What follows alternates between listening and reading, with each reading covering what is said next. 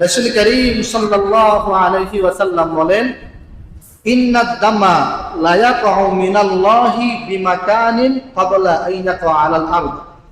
কুরবানির পশুর রক্ত জমিনে পড়ার আগে আল্লাহ তাআলার কাছে ওই রক্ত চলে যায় এবং কুরবানি কবুল হয়ে যায়।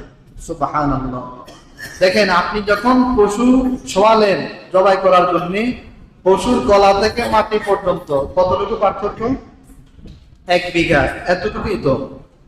এই 1 বিঘা পার্থক্য, এখানে রক্ত গলা থেকে মাটিতে পড়তে কয় সেকেন্ড লাগে?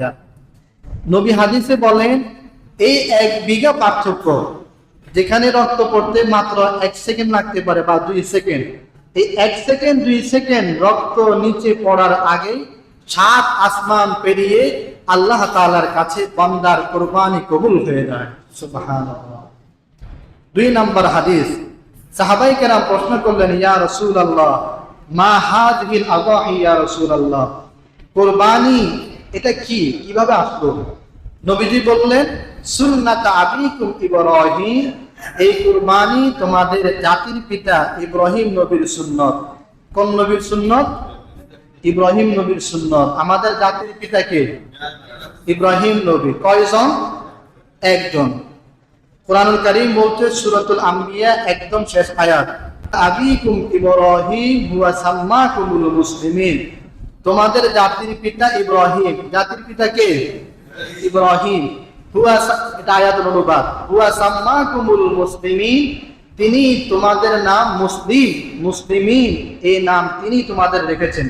আমরা যেই বলি আমরা মুসলমান, আমরা মুসলিম, এই শব্দটা কে রেখেছেন?